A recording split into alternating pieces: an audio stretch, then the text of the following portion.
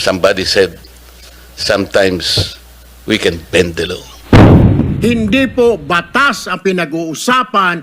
Wala ho tayong pakialam sa batas na yan. Sometimes, you have to bend the law. What? To be able to please the people. Mas mataas po ang taong bayan sa batas. Am I right, Secretary Remulla? Oh no. Yes, sir.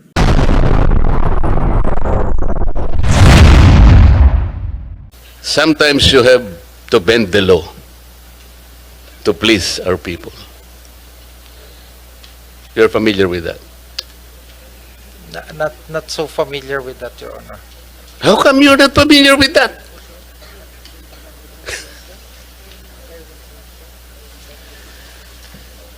May I refresh your memory? Yes, thank you, Your Honor. We were talking about, this issue of restitution and blah, blah, blah. Hanggang dumating yung isang point where one of us made a suggestion.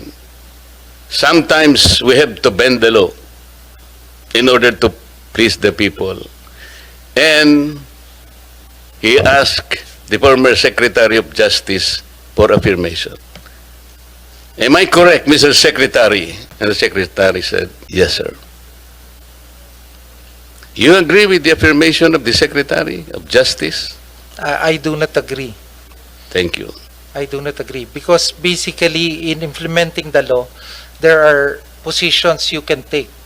But bending the law is not one of them, Your Honor. Buti na lang ganyan ang sinagot mo. Kasi sa ibang mga interview, sinasabi niya, oh, bending the law is okay, basta wag lang breaking the law. How can you accept that kind of statement? You cannot bend the law.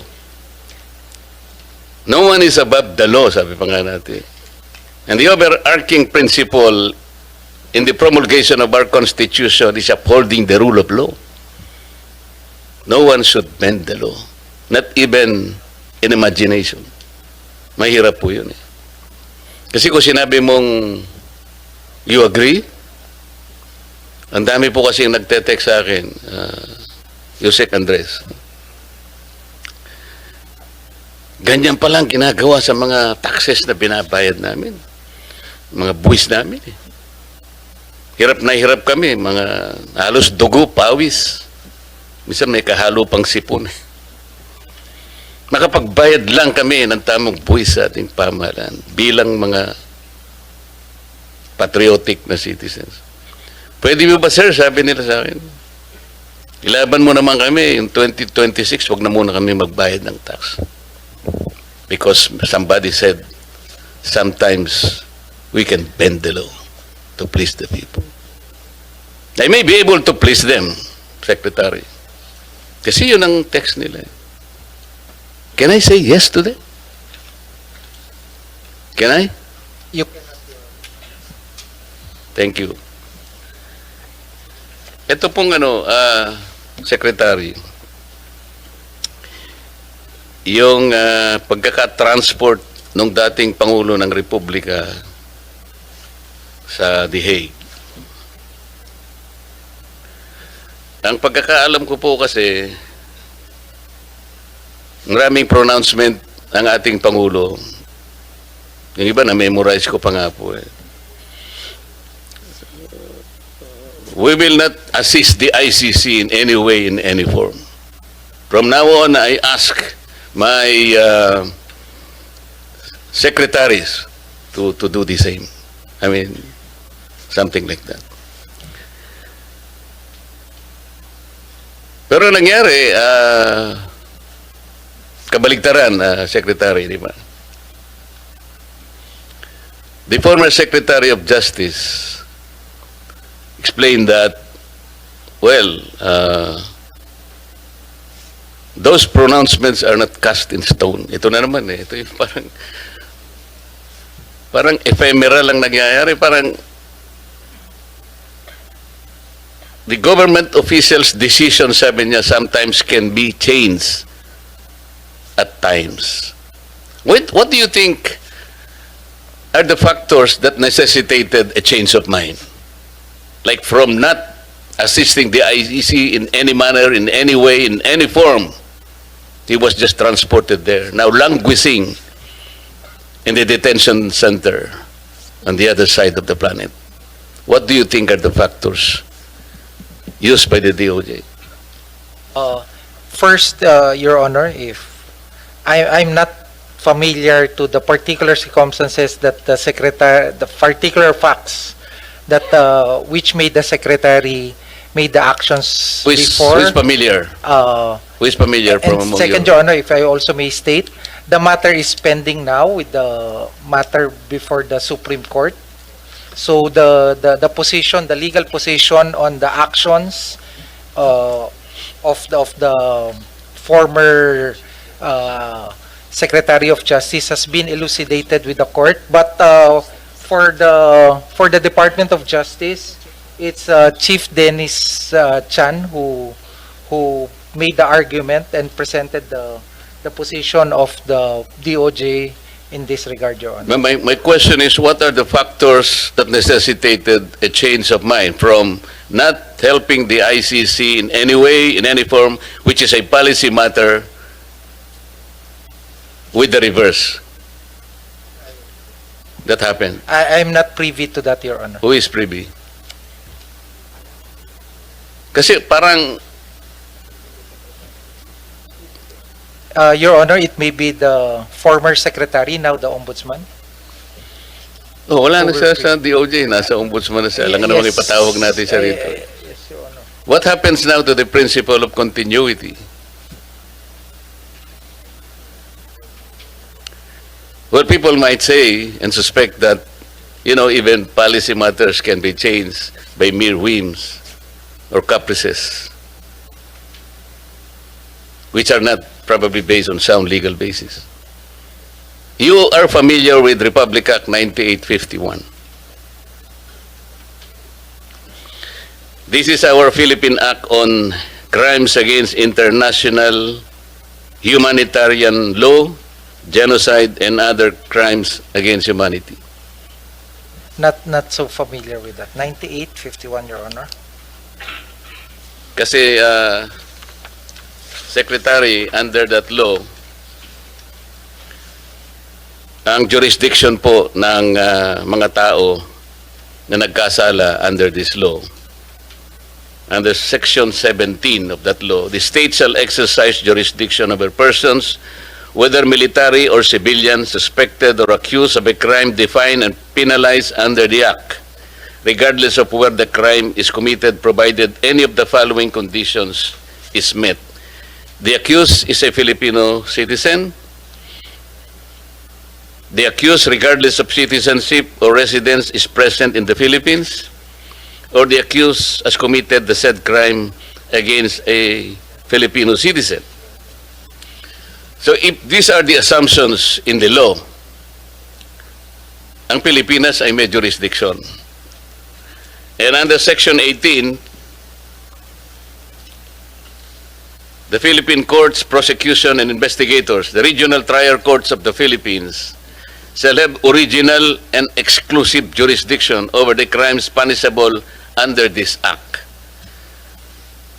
Ngayon po, if we consider the applicability of this law, bakit po na-transport yung dating Pangulo natin at hindi natin nilitis sa sarili po nating jurisdiction? If with permission of the Honorable, may I refer to the Chief Dennis Chan?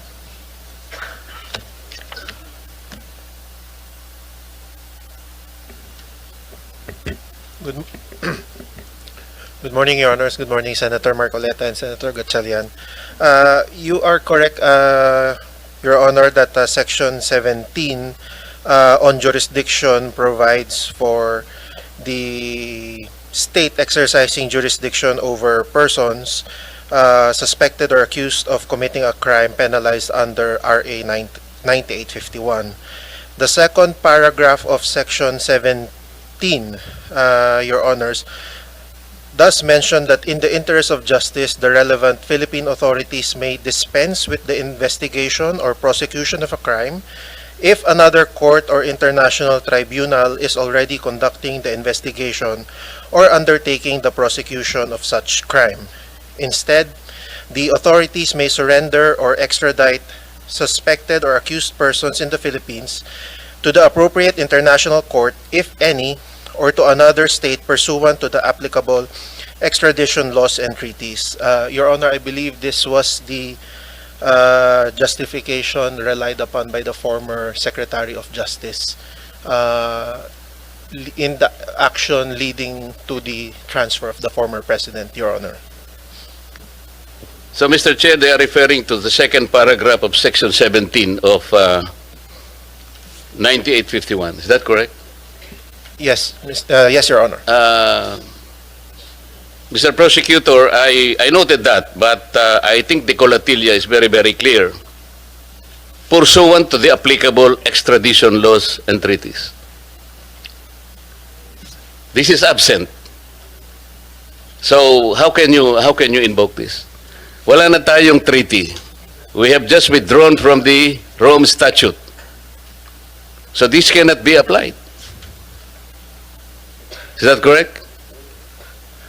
Your Honor, the way we interpreted that second sentence of instead the authorities may surrender or extradite, we see there two different actions to be taken by the state. It's either to surrender or to extradite, and then if it is to extradite, then it must be pursuant to an applicable extradition law or treaty. So the action taken, Your Honor, was surrender and not extradition. No, pero ang sinasabi niya, pareho sila eh.